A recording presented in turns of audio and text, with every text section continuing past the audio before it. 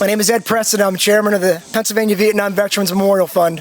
And today we're here to dedicate County Bridge number 67 in honor of Chief Warrant Officer Robert Oren Hill, Jr., killed in action September 27th, 1970. I want to welcome everybody here today and those watching online, especially Bobby's sister, Cindy, who couldn't be here today. So welcome to everybody online as well. I'd like to introduce our color guard from Washington's Crossing National Cemetery.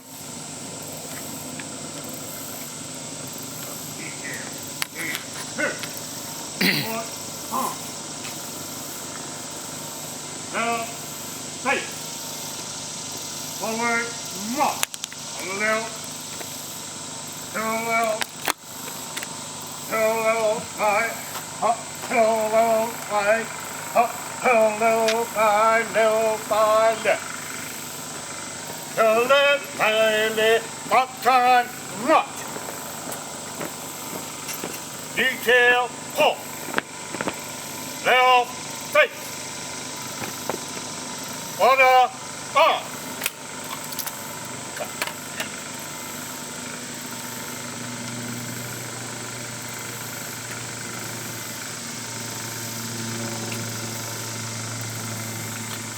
At this time, I would like to ask everyone to silence their phones.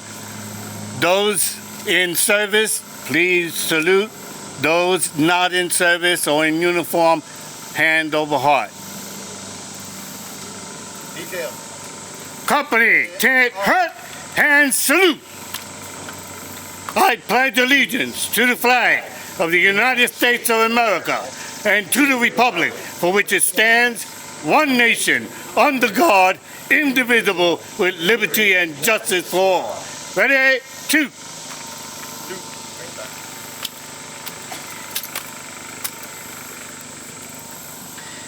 Thank you, Guardians and Gus.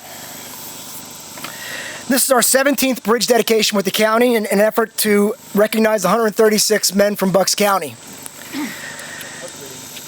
Today I have a issue in my head about who's better. Marines, because the Marines always say they're the best, but I have to tell you, some of these pilots that are Army guys are just incredible men. You're okay. And once again, we see the one more time thing come through this. As we learn more about Bobby Hill, he was a dust-off pilot. He was a medic evac pilot in a Huey.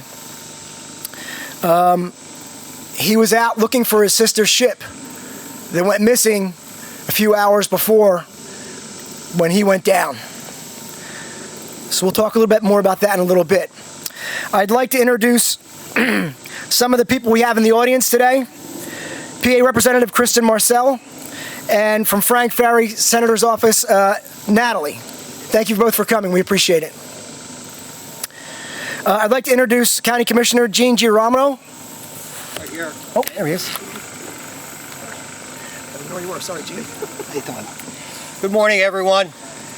Certainly an honor to be here. Good to see everybody as we honor and recognize Robert Hill, who was in the United States Army, as Ed mentioned, a pilot, September 27th, 1970. In a few weeks, that's going to be 55 years since Ed heroically passed away. And I had the opportunity to talk to Bruce, his brother who's here today, meet his wife, and I believe his daughter is with you as well. What a nice recognition for Robert to have his name on this bridge after 55 years, and I was happy to see that we have a sign on both sides of the bridge so that traffic coming both ways will be able to see Ed's name, not only today, but for many years, many years to come, be able to see his name up on this bridge. As Ed said, he was a pilot, a helicopter pilot, a dust-off pilot with a medical detachment, and he was looking for his sister ship when him and his crew went down, when his helicopter was shot down, and again 55 years ago. Nice, beautiful day to recognize Robert. As Bruce told me, they both graduated from Council Rock High School, and Bucks County, born and raised right here, and just so honored and just so happy to be able to be out here and recognize them. And I want to thank everybody who's here today, especially our veterans that are here today, the men and women who served in the armed forces. Thanks to our people with the Department of General Services for helping set this up. Our communications department up in Doylestown, thank you for the good work that you do. And for the men and women of our police department here in Northampton Township, thank you for being here as well. And again, just an honor for me to be here as we honor Robert. God rest his soul, God bless him. And thank you to the family and friends that are here as well. I mean, served this country, and we are just so fortunate that every day we wake up in the United States of America. We should all be very, very fortunate that we do that, and only because of the men and women who have served in the armed forces and fought and died do we have the freedom and the liberty and the prosperity that we enjoy today. So again, good to be with you today. God bless each and every one of you, and God bless Robert and his family. Thank you, Ed.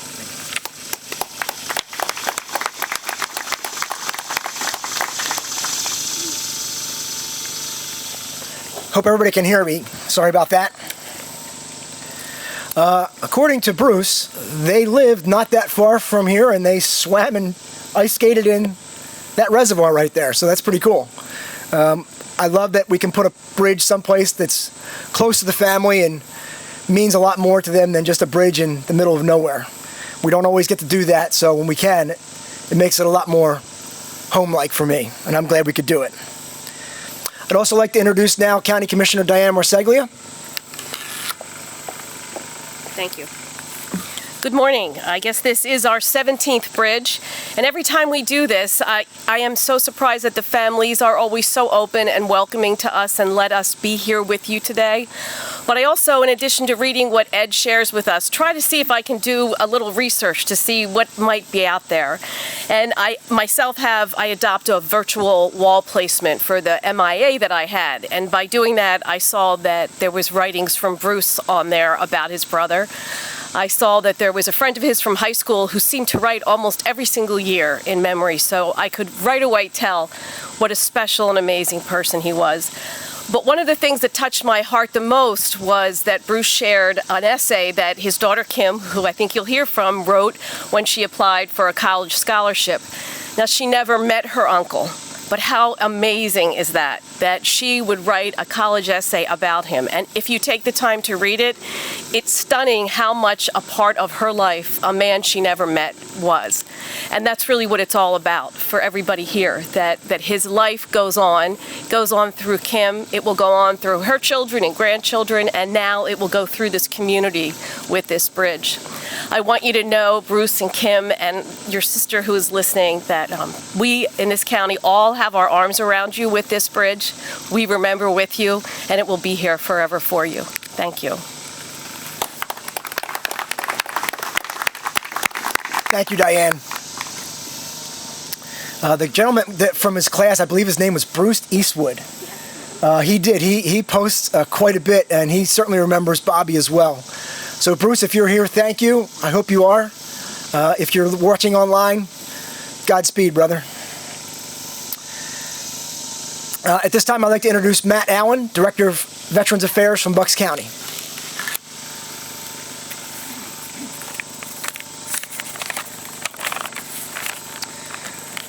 So I start off every time by thanking Ed and Commissioner Harvey. Without the two of you, these dedications would not have happened. 55 years is definitely too long, but I'm glad that we are now doing it. I also like to thank Commissioner Marseglia and Commissioner DiGirolamo for also allowing this project to continue. Thank you to General Services, and also a special thank you to Sergeant Zach Wyant. I think he's over there in the back. So let's give it up for him, who was instrumental in blocking off the roads and taking care of it. I just wanted to embarrass him a little bit. But we continue to do these bridge dedications, not to dedicate a memorial, but to continue a promise that all Bucks County residents that passed away in the Vietnam War have a bridge dedicated after them. An additional promise that those who worn the uniform and given so much that we will never forget them. The promise is why we are all standing here today in memory of Warrant Officer Robert O. Hill. He was more than his rank, more than his years of service, and more than the uniform he wore proudly. He was a man, a son, a friend who answered the nation's call with unwavering courage, skill, and dedication. His career was defined by professionalism, leadership, and an unshakable commitment to the soldiers he served alongside. The measures of a life is not in titles or awards, it's in the legacy he left behind. Warrant Officer Hill's legacy lives in the soldiers he mentored and the friends who stood shoulder to shoulder with him, and the family who carries his memory, Kim and Bruce and everyone watching and everyone here in attendance, and the freedoms we enjoy because of the men and women like him. Today, this memorial bridge dedication becomes more than a sign. It becomes a place where everyone can remember and future generations can learn his name and hear his story and the meaning of service and sacrifice. Let this stand as a reminder that while a life may end, the influence of his remembrance does not. Rest easy, Chief Warrant Officer Hill. We have the watch, and we will now be able to remember you forever with this dedication. Thank you all, and God bless.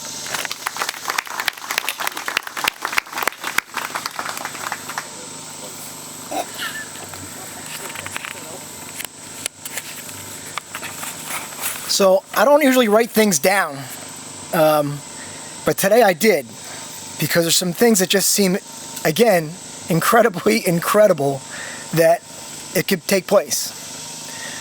But as I said, when Bob's ship went down, he was searching for his sister ship that went missing about 15 hours before.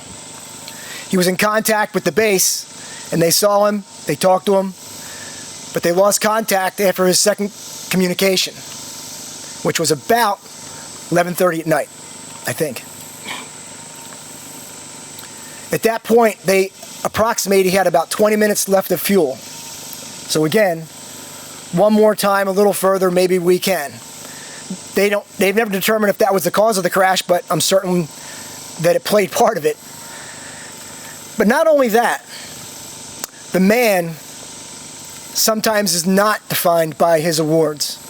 But this man's awards are astounding to me. The Distinguished Flying Cross, the highest award for any aerial achievement. A Bronze Star, the fourth highest achievement for non-aerial awards.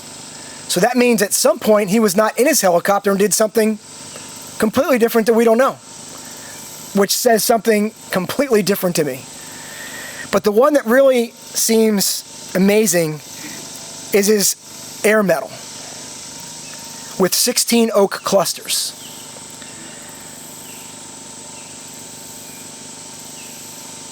An oak cluster is given for every 24 hours of flight time in combat. He has 16, so that's 384 hours of combat. Each mission is approximately 31 minutes long.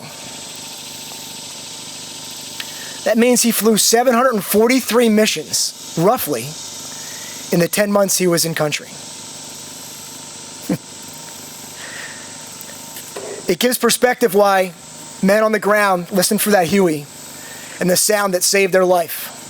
And the men who came at all hours, day and night, as a dust-off pilot or any Huey pilot, to come find them, rescue them, and bring them home. I didn't serve, I don't know anything about any of those things, but I understand numbers and I understand valor. And Chief Warrant Officer Robert Hill was a walking valor man.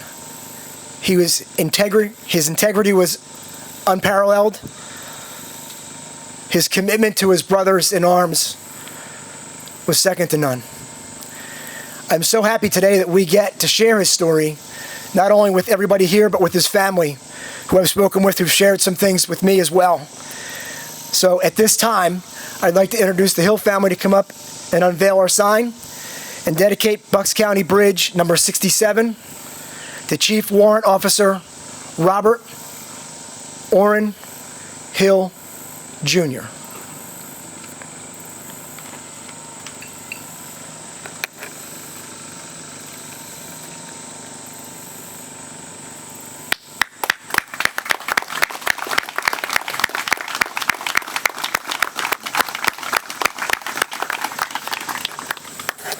I'd like to introduce some of Bruce's family members that are here with us today. His niece Kimberly, who Diane spoke about, and his brother Bruce, who also served as a Green Beret in Vietnam at the same time. The Hill family.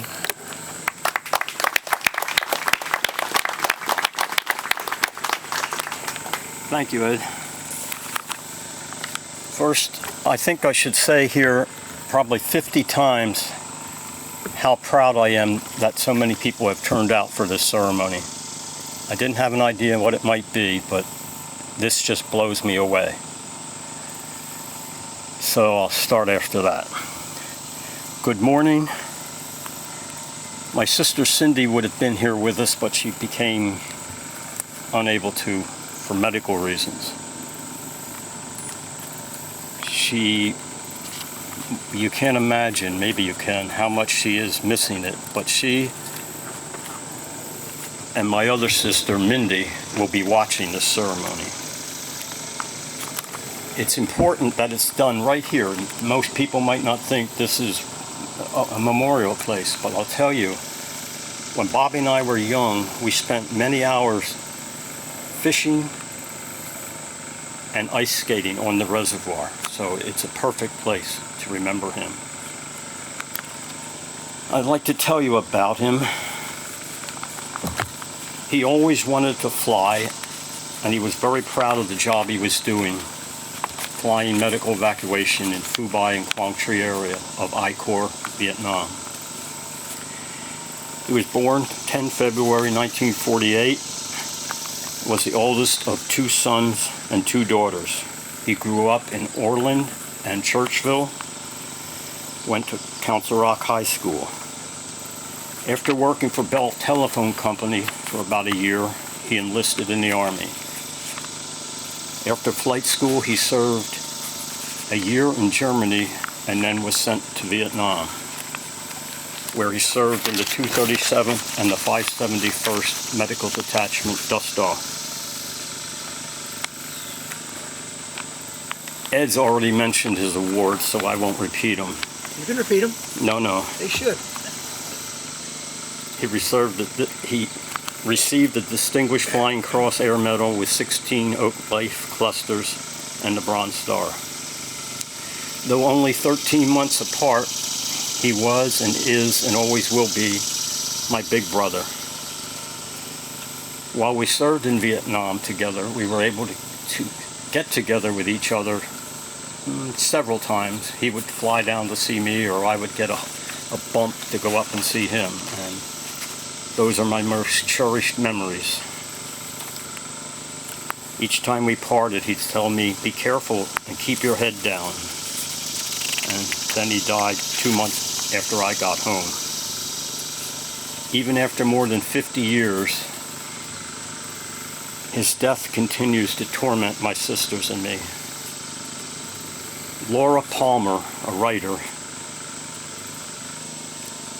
had this to say: "Time occasionally makes loss bearable, but for siblings, their own passage through life is a jarring remembrance of what their brothers have missed. Perhaps that says it all for me. Many of our brothers never had the pleasure of going to college, getting married, having children, buying a house, or going to becoming grandparents, I mean. I truly miss what could have been joint family vacations, picnics, holidays together, and all the other things that brothers do. In many respects, Bobby's death stopped the clock for me. Amid the pain and sadness, I will always have our childhood memories. The endless hours of ping pong and tennis, fun times camping and fishing in the Boy Scouts, walks to the bus stop, dating the Griffith sisters, and him teaching me to drive his '61 Chevy.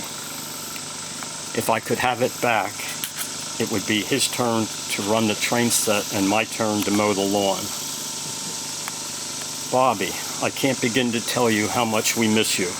Every year, Council Rock has a memorial service. Now on Memorial Day, it was originally Veterans Day, for all of our classmates who were killed in action. Cindy spoke during the 1995 ceremony, and she was terrific. You would have been so proud of her. At one point she said, "My brother Bob is like one of the boys on the wall behind me in the high school." Because this is what they were, almost the same, probably not much older than the boys who died in Vietnam. Our brothers were so young, too young. She mentioned us serving in Vietnam together and said, "I know it's been difficult on Bruce, that he made it home and Bobby didn't." And I could only agree with that. There have been too many.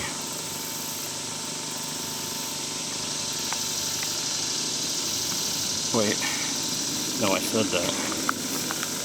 Oh, Mindy. Mindy has been in touch with 20 or more people that knew you in Vietnam, nurses and pilots, some of the same ones I knew from when I met my brother up there. Their stories related and reinforced what we already knew, that you were a caring and dedicated young man, willing to do whatever you could to save your comrades.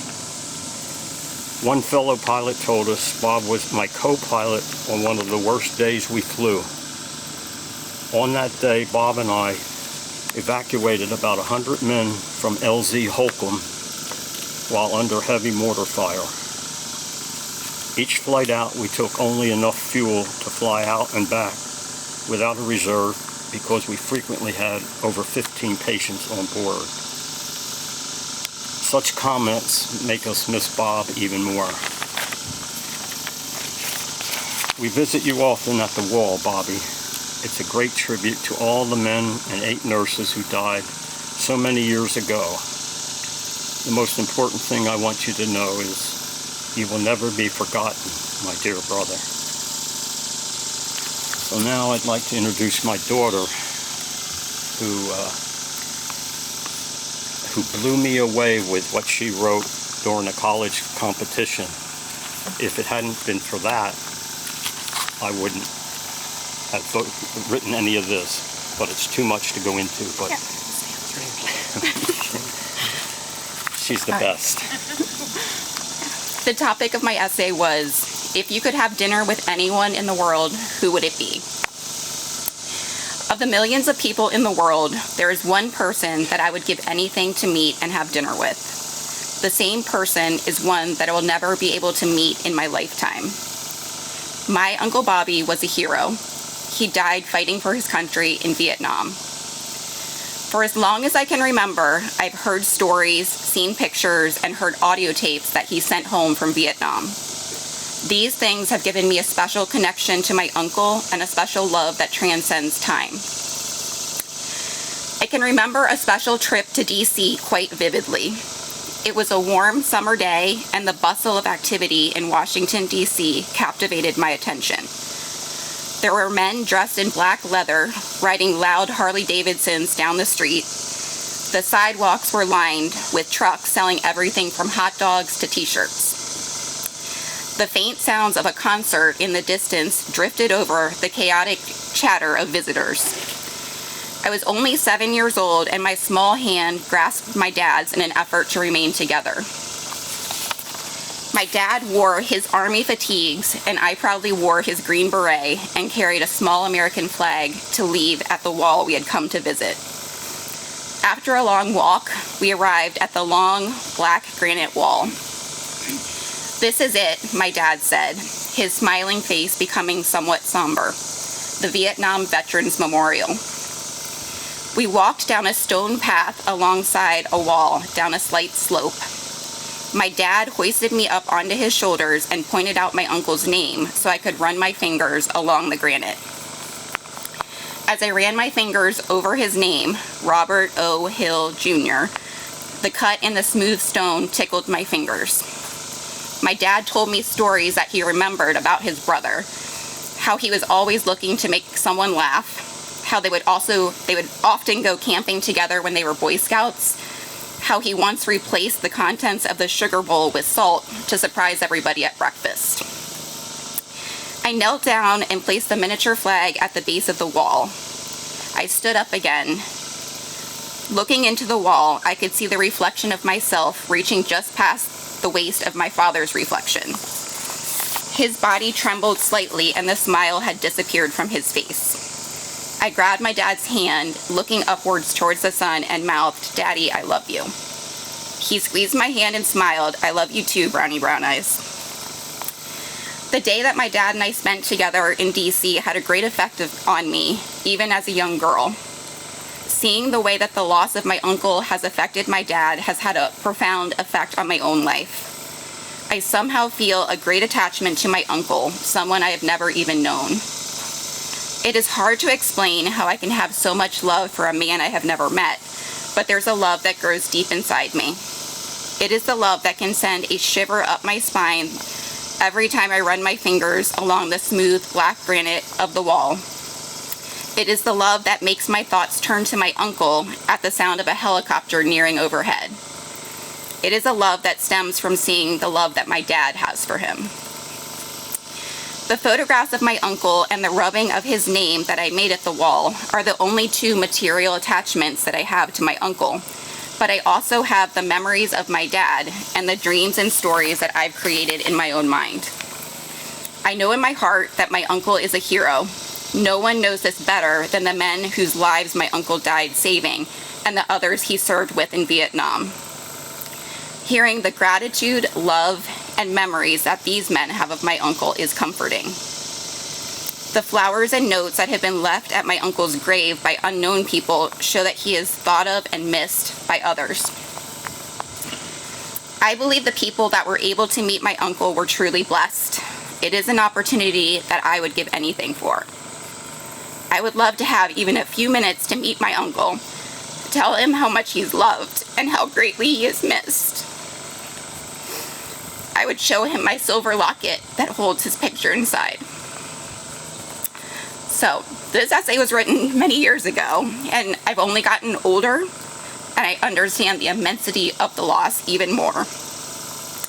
I still visit the wall often, and when I do, I think about the fact that every name on the wall leaves behind family and friends who are still impacted to this day. I know many of you here today are veterans yourself, so I would like to say thank you for your service and welcome home. And I would also like to thank everyone who is here today for taking the time to remember my uncle and all of those that we lost in Vietnam. Thank you. I've read Kim's story many times over the last 3 weeks, but hearing her read it, I can picture being at the wall, walking down that slope. For me, I'd be looking for John DeLola or Raymond M. Reeves, but it's very powerful. Thank you. At this time, I'd like to introduce Peter Chong, Head of Veterans Affairs for U.S. Congressman Brian Fitzpatrick.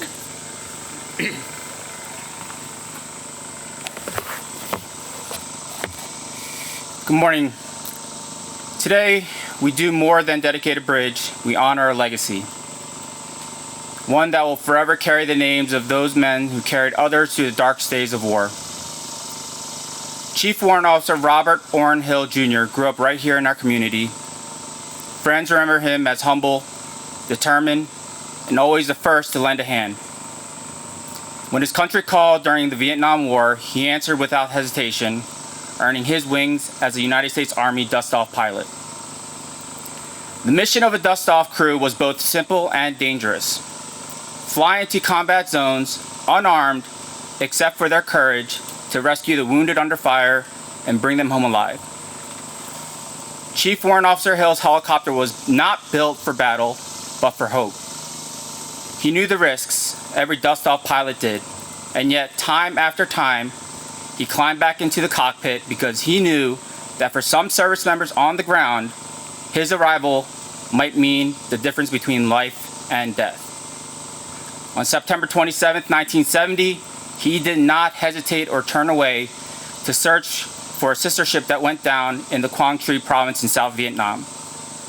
During the search, Chief Warrant Officer's dust-off helicopter lost radio contact with his base. His life was lost in service to others, and in doing so, he joined the eternal ranks of those who have given the last full measure of devotion. The true act of what selfless service is, that he gave his life so that others might live. Today, this bridge has become more than a means of crossing from one side to another. It's become a reminder that courage is not the absence of fear, but the will to act in spite of it. It becomes a lasting symbol that our nation remembers those who served not for glory, but for the lives of their fellow soldiers. To the Hill family, your sacrifice is one our nation can never repay. But by naming this bridge in Robert's honor, we ensure that his story will be told, his service will be remembered, and his spirit will never fade from this community's heart. Thank you, and may God bless the Hill family, our veterans, and these United States of America. And at this time, I would like to present the Hill family with a flag that was flown over the United States Capitol at the request of the Honorable Brian K. Fitzpatrick.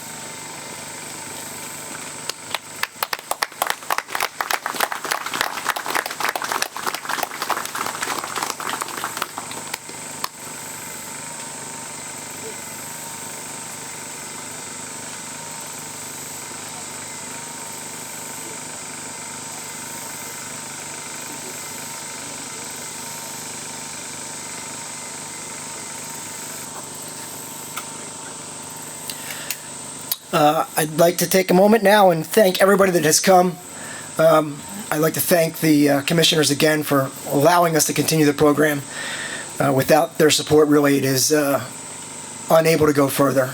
So I appreciate their support for everything they've done for us and giving us a blank check to do whatever we'd like to do to honor these men. So for that, I am truly thankful. I'd like to introduce Bucks County Commissioner Barb Harvey. Thank you. I want to echo the thanks, everyone, already. Thank you to the Warriors Watch for your constant presence at these events. Thank you to the Color Guard from Washington Crossing Cemetery, for Gus Cowles, for members of the Marine Corps Lake who are here, other veterans. Thank you for your service. For those Vietnam veterans, welcome home. And for all of you who came here today because you just wanted to be part of this ceremony. Maybe you knew Bobby Hill, maybe you knew Bruce, but you wanted to be here, so we thank you for that. I had two uncles who served in Vietnam. One served in the 1st Cavalry, 1st Air Cavalry. When he returned home, following his tour, my mother, who's just a couple years older than him, was still living at home, and they are, still to this day, inseparable as brothers and sisters. But she mentioned the fact that for a brief time after he returned home, the sound of a jet flying overhead would send him diving under the kitchen table. And growing up and living in Bristol Borough, very close to McGuire Air Force Base, jets flew over quite often. The power of sound, little sounds that some of us don't recognize, don't even pay attention to those who have been in combat, is incredibly powerful. And as was mentioned earlier, the sound of a Huey helicopter is very distinctive. We had one at a bridge dedication a few months ago in Newtown do a flyover.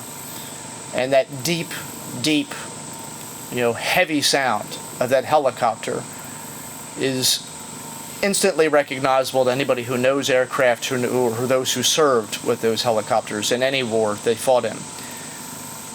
And it made me think about the true legacy of Bobby Hill. Obviously, this bridge, which the county is proud to dedicate, in partnership with the Pennsylvania Vietnam Veterans Memorial at Preston. Certainly his family, who are keeping his memory alive, his friends, his name on the plaque in Council Rock. But none of those are the most important legacy. The most important legacy are most probably the thousands of lives that exist now because of the men he saved. The young men who got to go home, who got to get married and have children, and whose children had children, and probably around this time as we're thinking about it, their children having children. Those lives would not exist, and they're spread all over this country. From north to south, east to west, they represent every corner of America. But those men who came home because of his bravery and that of his crew, because of his sacrifice, there are people living in this country today, and most of them have no idea that it was Bobby Hill who they can thank. And so we thank them and thank you. And by telling this story, maybe it makes them think. Maybe it makes their fathers or grandfathers who rode on that helicopter wondering, I never got the name of that pilot who flew in and saved me. And it was a hot LZ. It was not something that was easy. But they heard that Huey coming in, and for a moment they thought, and they were right, I think I'm going to be okay. And it was Bobby Hill and many others piloting that aircraft to take them to safety. So echoing what Ed said, thank you all for being here. We appreciate the support of the police department and all their work, our general services, communication staff, Matt Allen, our Veterans Affairs Director. Appreciate everybody being here for this event. We'll keep doing these. We have over 100 names left to go. It's all right. We have a lot of bridges, but we'll get it done. Thank you.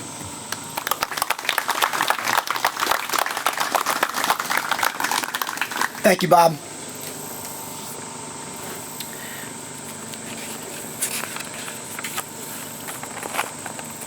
I was reminded last month during the dedication that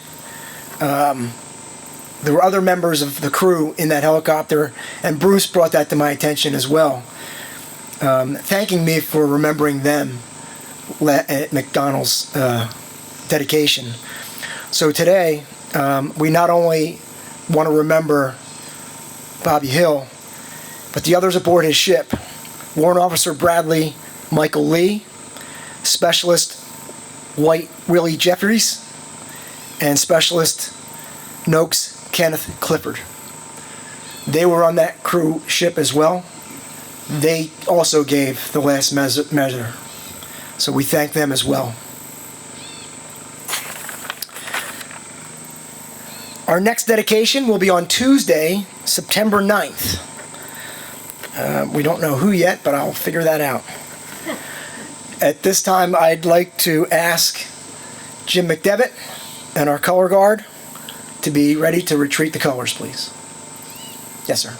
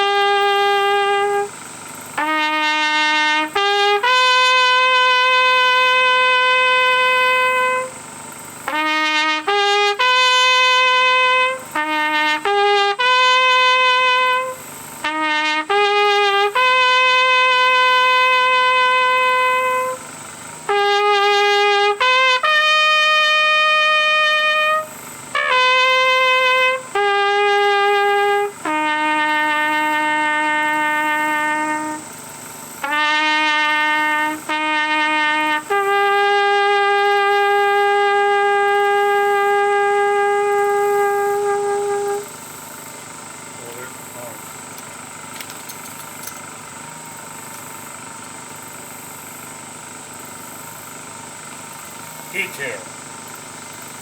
Put on. Right face. Forward. Column right march. Left. Your left. Your left. Up. Your left. Up. Your left. Left. Your left. High your left. High left. That'll conclude today's ceremony, and thank you everybody for coming out. We appreciate it, and we'll see you in September. Thank you, Ed.